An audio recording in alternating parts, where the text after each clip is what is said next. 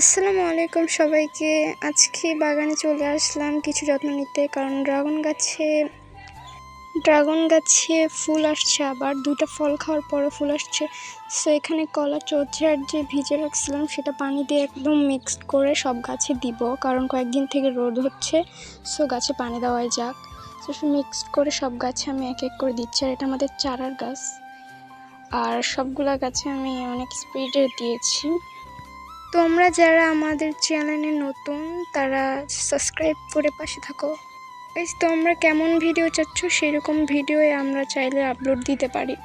ছাদের সব আনাচে কানাচে জায়গায় গাছগুলোতে আমি সব পানি দিয়ে দিচ্ছি, কারণ এই পানিটা সব গাছের জন্য উপযোগী। আর এই তো গাইজ, এই ফুলে আমি হলুদ ছিটা দিয়ে দিচ্ছি কারণ পিঁপড়া ধরছে। আর গাইস, এই চারাটা অন্যরকম হয়ে গেছে, প্লাস 2টা কুশি গজাইছে। সো এই 2টা কুশির মধ্যে একটা কুশি রাখবো, কারণ গোড়ার মাঝে অত কুশি নেওয়া যাবে না। সো ভেঙে দিলাম একটা ডাল, আর গোড়ার ওখান থেকে হয়ে যাবে। আর এই গাছটা আমাদের চারার গাছ, এটা অনেক ভালো একটা গাছ। সো গাইস, আল্লাহ হাফেজ, বাই।